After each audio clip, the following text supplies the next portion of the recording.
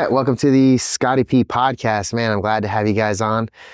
Today I have Brian Marvin on, man, head coach, business owner of Henzo Gracie Houston, father, competitor. Man, you seem to be doing it all. I think you're always giving back. You're always doing events for other people, raising funds. So you're always out in the community, pretty much, leading by example. And I appreciate you taking the time to come on the podcast. Man, I appreciate you having me. It's a great thing to be a part of. So thanks a lot. Thank you, dude. So if you just want to give the audience a little background on just kind of who you are and what you got going on. My name is Brian Marvin. I own and operate Henzo Gracie Houston. I'm partnered with a lot of the Henzos around town in Houston, a couple of them over in Austin, a couple of them over in San Antonio, 2 in West Virginia. But I own this place, and we do a Sunday open mat over here that we just finished with, had probably like close to 100 people out there today. Yeah. Just rolling and training, gi, no gi, really good time. So I was in the Army for 20 years before I opened up this place. That's what brought me down to Houston, was being in the Army. Then I retired from here and then opened this up about 6 months before I retired. So how long ago was that? That was in July of 2014. So this year is 10 years that I've been at this location. Dang, heck yeah. Man, and you've pretty much, I've created like a hub for like, I want to say like Southwest Houston. Yep. And pretty much everyone from the South like comes here to train on Sundays. Yeah. It's a pretty cool thing. There'll be people here from 10 or 12 different academies. Right. They're professors, like black belts from all over the place. There's even one guy that drives from Beaumont like almost every Sunday. That's like a 2-hour drive just to come here to train. So right. It's a cool thing. And it started off like slower and smaller. I think there was a lot of apprehension at first because when I started this thing almost 10 years ago, the culture of Jiu Jitsu is like, don't go there, don't share our secrets, or people don't come here, I don't want them to get our secrets. And I just thought that was completely ridiculous.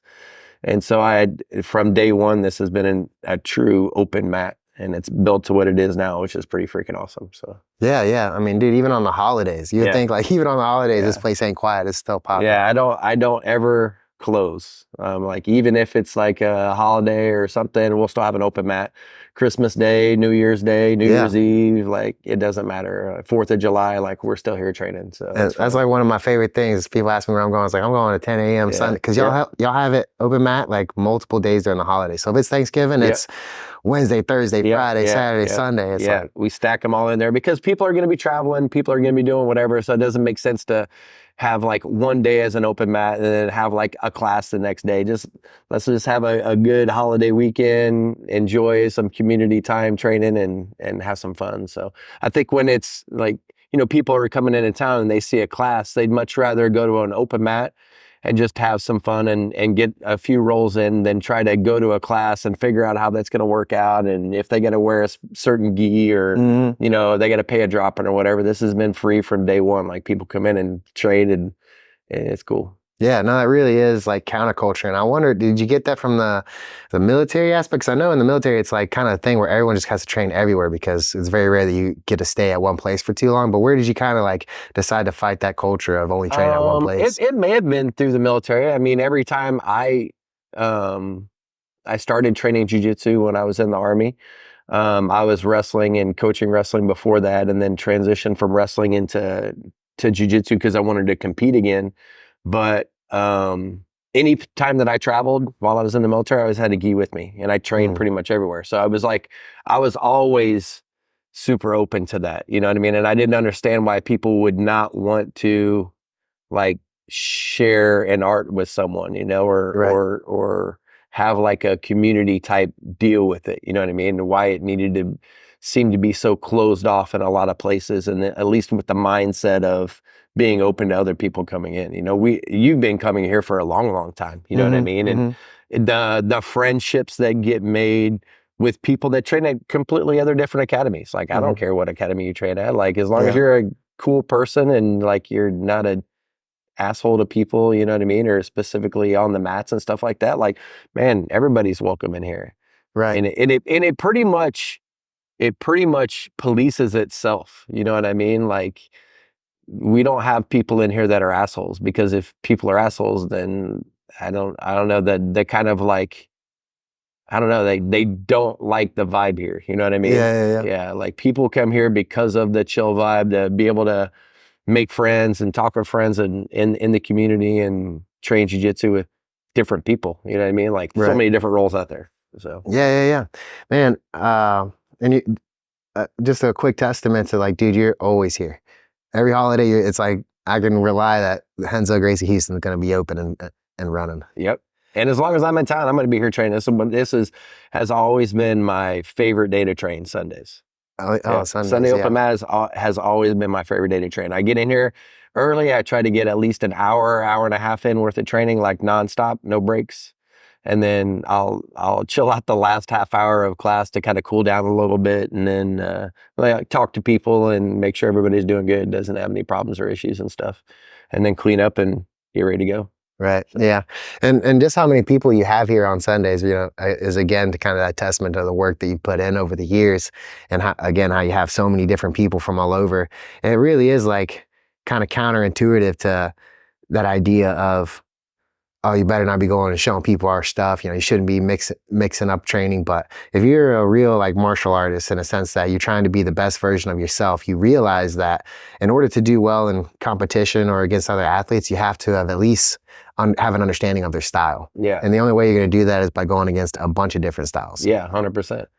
And you know, that's one of the main things you get here is like, you're going to get a bunch of different people. You got strong style MMA trying to get on top of you the whole time. You got Renzo's with a good butterfly guard. You got head and arm guys here. You got leg lockers here. Yeah. Anything that you gi and no gi, you know, both of them, all different sizes, like world champions, like multiple levels, like every single belt level, including black belt, come in here and have fun with people. You know what I mean? MMA fighters for free. Yeah, MMA fighter. Yeah, we had a ton of MMA fighters in here today doing no-gi, having fun. But yeah, and then before the open mat, there's a women's only class that Professor Myra has been doing that had 30 women in there today. Dang. And that's just open to anybody, even if that's their only class that they take. If they just want to learn some jiu-jitsu, learn some self-defense, gain some confidence, they can come and do that thing with her every single Sunday from 9 to 10 right before the open mat for free. Dang. There were like 30 people in there today. It was crazy. That's awesome. You're also, you know, I would say one of the first academies to be like kind of more relaxed about the gi and no gi thing. So like when I first started training, I had an MMA coach who was totally cool with me getting as many different classes as I can in no gi because we were taking MMA fights. But then I'd have other instructors be upset and then, you know, try to chew me out and then go to the other guy like, what is this guy doing? But here I've noticed it's like, man, you can come in, you know, pretty much whatever attire. You won't really be judged too harshly. Some people won't roll you, but for the most part, everyone's pretty cool with just taking a gi off and rolling with you. So I really appreciate that I can come in here on like a Wednesday or Tuesday, Thursday, and just kind of wear what's best for my training. Yeah, one of the reasons that I switched to Renzo's team a few years ago was because I was the president of the We Defy Foundation, which is a nonprofit for veterans. It's a 501(c)(3) that funds the training of combat or disabled combat veterans training for jiu-jitsu for their first year. And they'll give them 2 gis. All they have to do is be a certain level of have a certain level of disability, apply through the WeDefyFoundation.org website. There's tons of scholarships. I think they're doing like 40 a month. They're placing in academies right now. So I was the president for the We Defy Foundation, and I was trying to get Renzo's Academy as one of the certified training facilities. Like, why not? Like, Renzo's like the man, you know what I mean? And so as part of that process, I was on a different team at the time. As part of that process, we went out there and I was talking with him, and we were sitting down, and John Danaher was teaching at the time in the academy. And he put the gi top on and taught the gi version of the technique, took the gi top off, stopped the no gi version of the technique. Gary Tonin and Jake Shields were there with MMA gloves on, and he showed like an adaptation for MMA for those guys. And I was sitting on the bench right outside the men's locker room next to Renzo, and I looked at Renzo. I was like, you know, all these people talk about gi or no gi or whatever, like, but when it boils down to it, it's jiu-jitsu. You know what I mean? It doesn't matter. It's the application of jiu-jitsu, whether it's gi, no gi, MMA, self-defense, like whatever, it's all jiu-jitsu. So these people get so caught up in, oh, I only do this or I only do that. Like, you do jiu-jitsu. You know what I'm saying? Like, it doesn't matter if you get a jacket on or not. So when I switched over to the team, that was one thing that I was always super receptive to, is like, listen, like, if you want to take your top off and get some no-gi rolls in, like I don't care. Like, it's jiu-jitsu. Like, if you're, as long as you're an active part of this class and you're learning jiu-jitsu and you're not being disruptive and like things like that, like, I don't care at all. You know what I mean? People, like, there was a guy here today, it was his first time. He's like, I filled out the waiver. He's like, do I need a gi? I was like, dude, you can do whatever you want to out there. Like, I don't care. Like, go grab somebody, like, throw a gi top on, whatever you want to do. Like, it doesn't matter. And when we started teaching classes downtown inside of Main Street, that's what we were teaching, were hybrid classes. Because if a person wanted to wear a gi, like, throw a gi on. Like, all those fighters down there are like, oh, I really don't want to wear a gi. I'd rather focus more on no-gi. Okay, then do no-gi. Right. Like, and then a lot of the stuff that I teach has a very similar application. I try not to do too much that is only one or only the other. You know what I mean? Because then I find that if you do that, it's hard to cross over train at that point. Because if you get used to doing one thing and you got to have this grip to do that, and then in no-gi you don't have that grip anymore, it's like, man, what am I going to do now? You know what I mean? Yep. So I try to, most of the stuff I teach, I'll teach the gi or the no-gi version or a variation of it, or try to. And then when it comes to training, if people want to get a couple rolls in no-gi or gi or whatever, like, it's all gravy, baby. Yeah. That's awesome. Yeah, I went to the Blue Basement up in New York and got to take one of Danaher's classes, and yeah, I had the exact same experience he taught. I wish I had known that it was more relaxed like that. I wouldn't have worn my gi. I was like, man, I gotta get my gi and all this stuff. And then I'm sitting there and I noticed that half the class is in no gi, and I was like, oh man, could I just shut up no gi? Especially during the day, Yeah. And then he taught the gi version, the no gi version, and then Tonin and someone else was doing the MMA version. I was like, man, that is intense. Yeah. And so always appreciated, the crossover. And with Renzo, I used to train at a Matt Serra affiliation in Myrtle Beach. So, it's all on the same lineage. Matt Serra underneath Renzo. And Matt Serra was an MMA fighter, welterweight champion. And so a lot of our jiu-jitsu was centered around no-gi. Our coach was always like, yeah, it shouldn't matter if you have a jacket or not on whether you should be able to do your moves. He's like, and the easiest way to do that is if your jiu-jitsu transfers both ways. And so, we did a lot of, underhooks, overhooks, stuff like that. Of course, you learn to use the jacket, but we always just we did a 4 and 3. So we would do Monday, Wednesday, Friday gi, Tuesday, Thursday, Saturday, Sunday no gi. So we were still really no gi heavy. And this is like 5 or 6 years ago, which was still really rare. I don't think there were any all no gi schools at the time, really, except for 10th Planet. And so so even though I did both, we still leaned heavily towards the no-gi. And so even before I completely, now I just train all no-gi. But before I made that switch, having a game that switched easily between the two was a big deal. And it always is like a kind of silly argument, if you think about it. When people ask me, it's like, oh, should I do gi or no-gi for self-defense? I'm like, the better grappler will win. It doesn't matter. You're going to grab them and you're going to get them to the ground. But yeah, man, so tell me what it's been like running this place for like the past 10 years. Like, has there been any like major struggling points for you, or maybe like a moment that really like let you know this place was taking off? I mean, from the beginning, it had a good base, and then we continued to grow.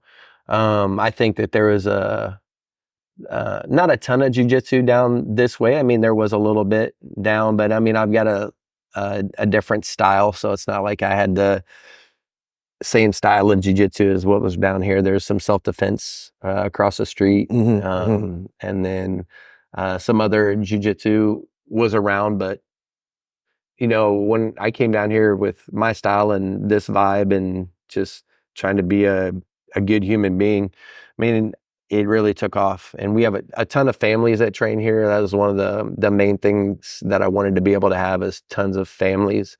So if kids are training, their parents are training, and if parents are training, their kids are training, you know what I mean? To try to vice versa, either while their kids are out there pulling the parents on the mat, like, why aren't you guys training? You know what I mean? Your kids are training, why aren't you training? The same thing, like, parents right here, kids are sitting over here, like, look, you could be out there training too. You know what I mean? Like, let's go. Right.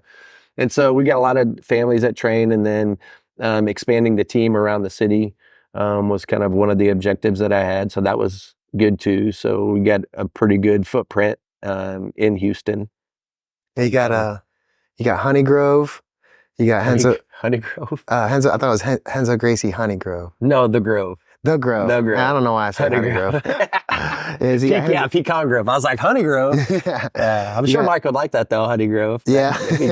Yeah, the Grove. Yeah, there's one up in Katy. There's one up in Woodlands. There's one downtown. Yeah, Lake Houston too. Lake Houston. That one's a nice spot. Yeah, that is a really nice spot. Huffman, outside of Lake Houston, a little bit on the other side of the lake. In Huffman's one up there. We've got one at the HCU, which used to be HBU, at the campus. So we teach some classes on campus. Pearland's got one. We're getting ready to put one in Missouri City. This one, dang. Riverstone. You're helping them get one ready to go? Well, that's going to be one of Henzo's, is putting an academy down here, and Hugo is going to be the instructor there, one of the instructors there. So I've been hanging out with him for the past, 4 months or so while they're working to get that thing set up. He goes with me a lot up to Lake Houston and a couple of other places, comes here on Wednesdays and Sundays to train and talk Portuguese to other Brazilians that come here, you know what I mean? It's just him and his wife and his daughter that are here right now. So I don't speak a lot of Portuguese. So when he comes here, he gets to talk to other people and, and have a good time and train some jiu-jitsu, which is awesome having him out here. He's like a 8th degree corral belt in lucha libre, which is, his level's bananas, Yeah. I mean, I read the book by Hickson Gracie, Breathe, and he talks about having wars with Hugo Dwart. Yeah. Like, I can't even remember what year it was, but it's like 20 years ago. Right. They were already the top in their sport. Right. Which is just insane to think about. Right. Well, it was more than 20 years ago, right? It had to have been in like the 80s or something like that. Yeah. So ages ago. Yeah. How old is he, if you don't mind me asking? Hugo? I think he's in his 60s. I don't know exactly how old he is. But yeah. I'm trying to be like him, in my 60s, still showing people stuff. Right. The other day, he rolled me on Warrior Wednesday, and without speaking a word of English to me, was able to show me some badass stuff from Side Control. Yeah, he's great. He's like, no, come here. He's always like, come here. Yeah. I'm coming. Yeah. Oh, man. Yeah, so you got these academies. You're helping Hugo start his, and I wanted to circle back about your how you started in the military. So I also started in the military with martial arts. So I'm pretty sure you probably did like the combatives program, maybe? Well, really, I did the combatives program. I started that when I was a brown belt. Oh, snap. So you'd already been a long time in jiu-jitsu. Yeah. So you probably fucked a lot of people up. What happened was, like I said, I was wrestling. I was coaching wrestling at the high school level. And then I was living on Fort Leavenworth, working as a recruiter up in St. Joseph, Missouri, and wanted to get back into competing. And one of the recruiters that was working for me had a friend or one of his training partners that was getting ready to fight a wrestler, and they wanted to work on some takedown defense stuff. So I went down and trained with them at their gym. It was called Lone Wolf MMA, which is now 10th Planet Kansas City. So that guy continued on and opened up 10th Planet Kansas City. But so I went down and trained with those guys and had a good time. And, I was looking for something like that. And they're like, man, come train. I'm like, man, I'm still coaching right now. So as soon as the wrestling season stopped, I went in there the next day and started training jiu-jitsu. And then I got selected for some special operations recruiting and had to go to a selection course. And part of the selection course was combatives level 1. And in this selection course, they're teaching you get certified combatives level 1. And I was teaching in the community. This was at Fort Campbell. I was teaching out in the community at this other little gym while I was going through this selection class. And then they found out I was a brown belt at the time. They're like, hey, I'm like, yeah, what's up? And they're like, we heard you're a brown belt. And I'm like, yeah, so? And they're like, I don't want any problems with you in this combatives class. I'm like, hey man, like whatever way you say that it needs to be done, that's the way it is. Like, I'm not trying to rock the boat or be crazy or anything, And so after like one day, they figured out that I wasn't an idiot and I was a pretty decent guy. They're like, hey, come show us some stuff. And so we would have fun at that point, and then I started teaching after I'd finished that course. And I was working on Campbell. Every time that I was in town, I was teaching at Fifth Group. They had a combatives room over there. So I made some really good relationships within special operations. And I've got like a lieutenant colonel who's in special operations, Jason Abbott, over in Fort Bragg, which is now called Fort Liberty, which is it's hard for me to say.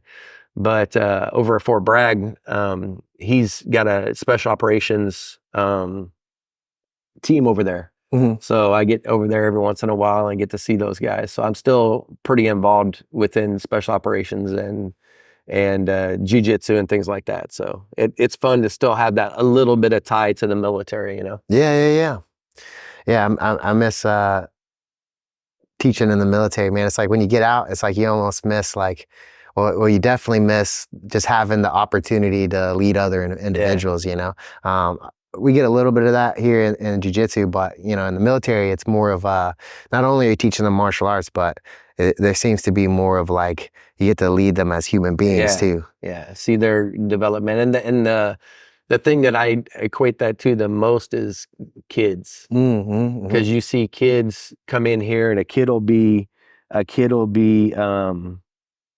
so scared and apprehensive and don't even want to get on the mat sometimes, you know what I mean? And not to say that soldiers are like that, but you know, you take somebody that may have come from somewhere in the United States that like doesn't have anything like this ever, you know what I mean? And now they start to experience things and you see them like grow and develop and mature, you know what I mean? The same thing you see with kids when you teach them as well, because you teach them the longest amount of time. You know, adults pretty much are where they're going to be at, you know what I mean? Like they can mature a little bit and get a lot of things out of jiu-jitsu, but the kids, I think you see the most gain out of it, you know what I mean?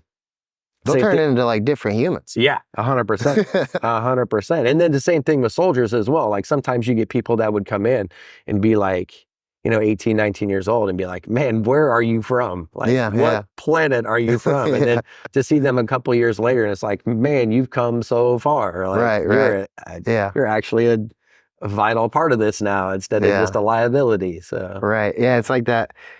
You know, people wonder why, you know, the basics are so low level. It's like you think it'd be like super high level when you get there, right? When you join the military, but it's like really basic. And you realize it's because they have to take a kid who's maybe from like a violent neighborhood and experienced it before. And then this kid who grew up in Minnesota in his grandma's basement and he's like, blood. And then in a couple years, that same kid who's like, oh, like this all the time is like got a chest and got a jaw all of a sudden. And you're like, dang, all right, you figured it out. And no, I see that with the kids too, especially when they come in and like, maybe 15, 16, and they're like skinny and kind of nerds, shy. And then they do a year, 2 years of jiu-jitsu and their chest is out. All of a sudden they got muscle and you're just like, the level of confidence that jiu-jitsu gives a person, like at every level, you know what I mean? Like at every level, is really incredible. It's like one of the few things that you can do that will actually teach you confidence. You know what I mean? So. Yeah, it's funny how like, this again, like what you said, you really see it in the kids, but like jiu-jitsu changes the way that your body looks. It's like that pressure of being smushed by people daily, your body just looks like it has some structure to it, you know, that you won't just like fall over frail and weak. Yeah. And kids, again, you see it because they're changing, you know, daily.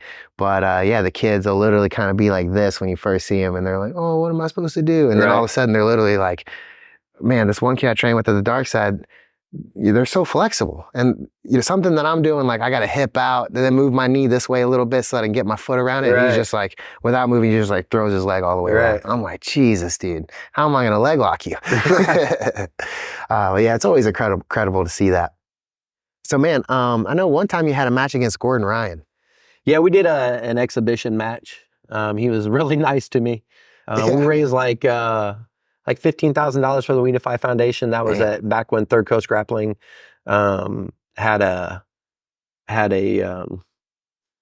promotion.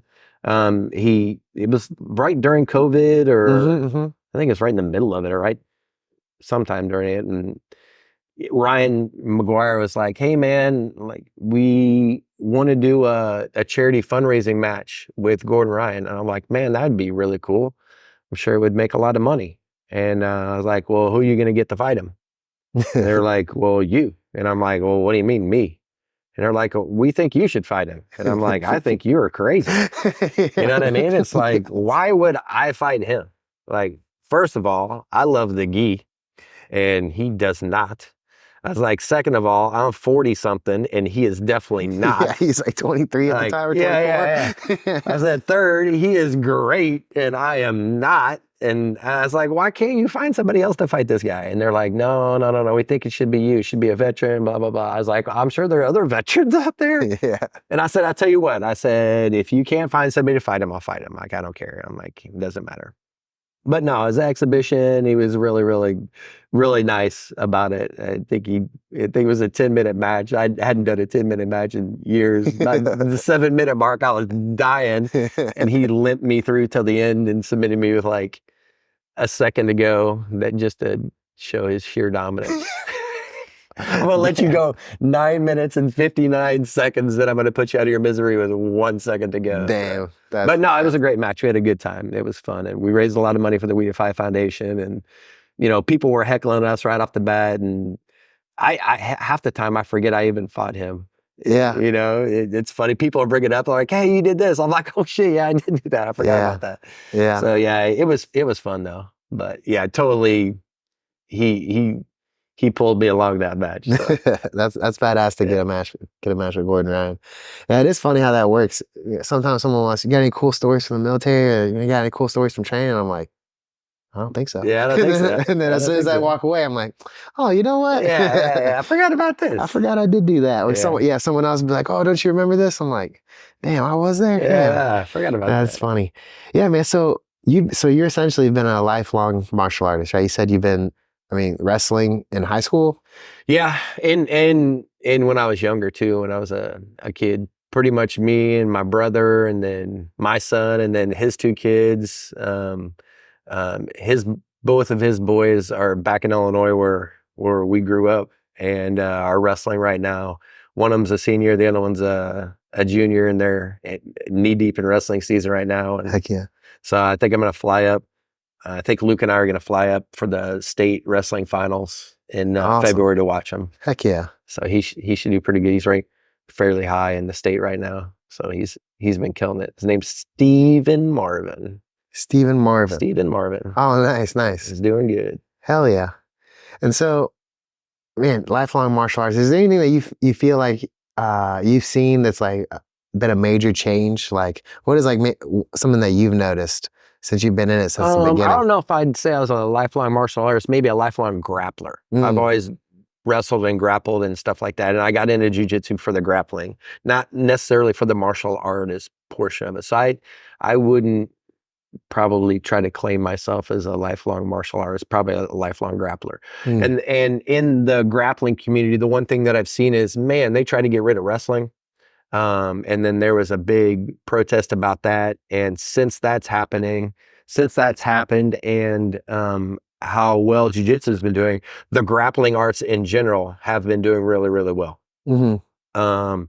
There's wrestling programs all over the place now.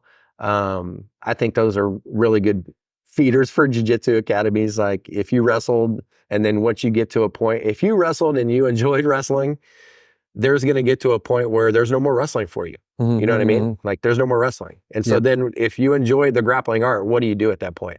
Right. Stop wrestling? Right. No, you transition into jiu-jitsu and you do wrestling and you get to submit people too. Like you get wrestling plus a lot of extra fun stuff. You know what I mean? Right. So, and I think with how the grappling arts are doing with wrestling and women's wrestling and freestyle and everything like that, it's becoming a lot more popular.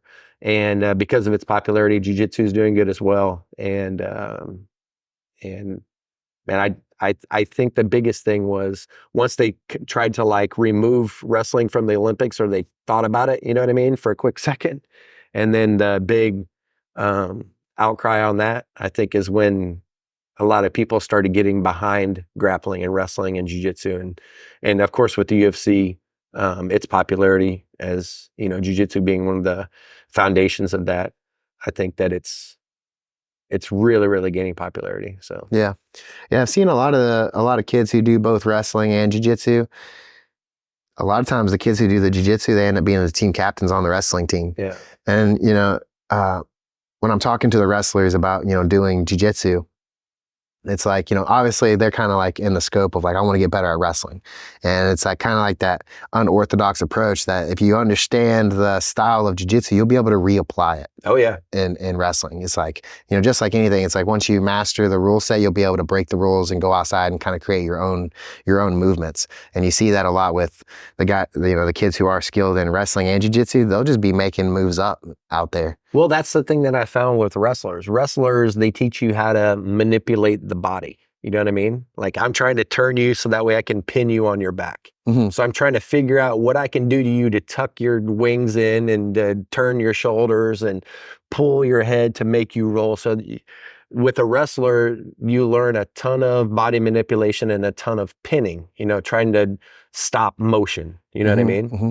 And then when you take a wrestler and then you tell them, hey, if you do all of those things plus these things too, not only are you going to tie them up, you're going to make them go to sleep.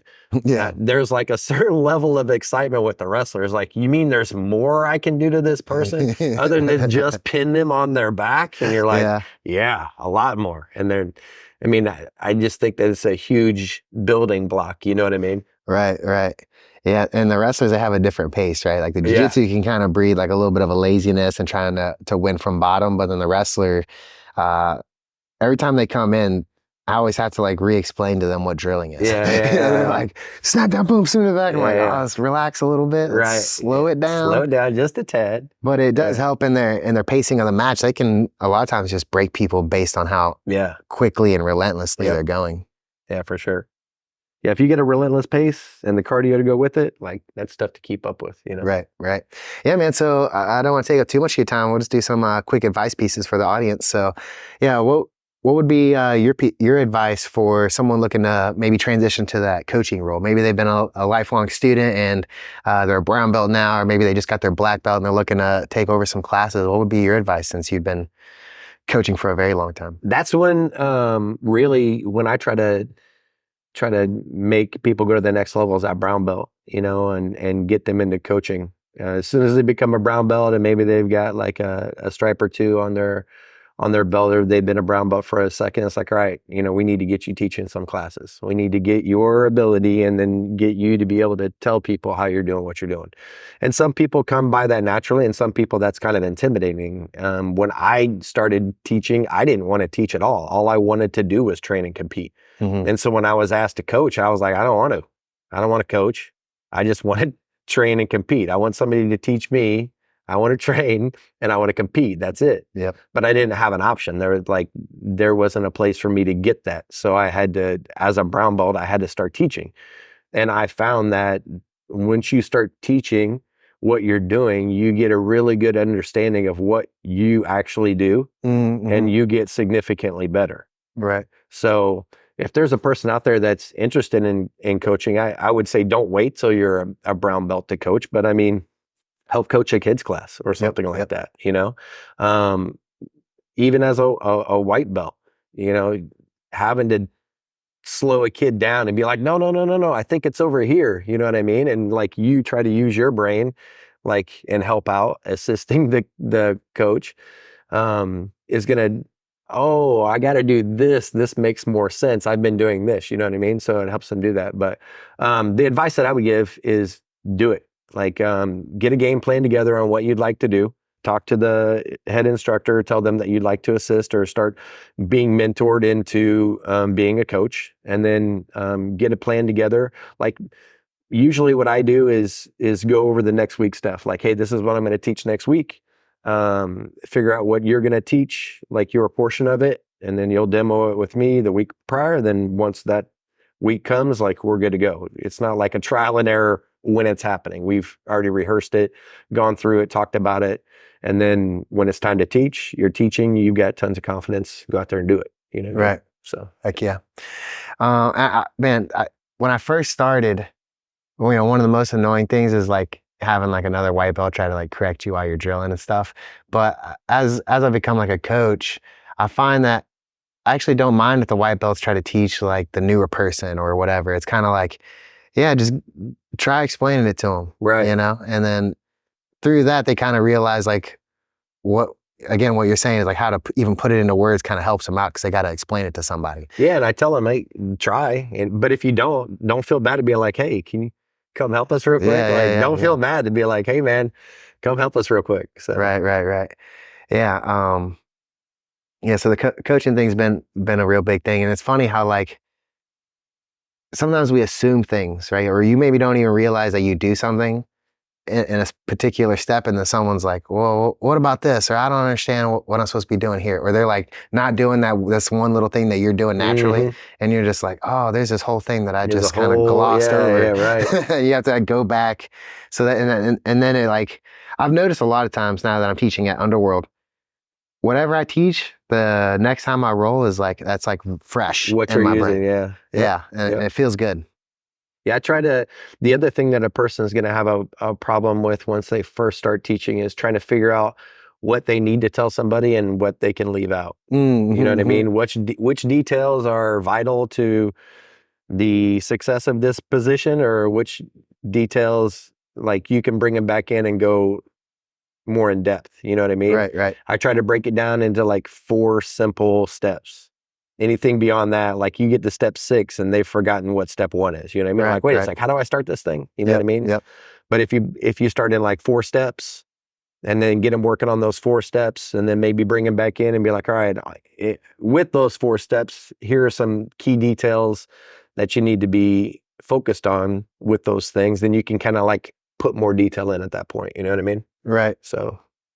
Yeah. You can't. Some people like to, go on and on when for it's like 30 minutes to try to to explain something. Like, shit, man, am I ever going to get to practice this thing? Yeah. And, people's attention spans just aren't there. It's hard to focus on someone lecturing to you for 30 minutes about something you got to like kind of actually do to understand it. For real. Yeah. So as a father and someone, so your son trains, he's a brown belt, savage. I do not like that kid holding on to any of my limbs. He's a menace. Yeah. What would you give advice to maybe a parent out there who trains with their kid or is looking to train with their kid? The advice that I would give is to try not to overcoach them.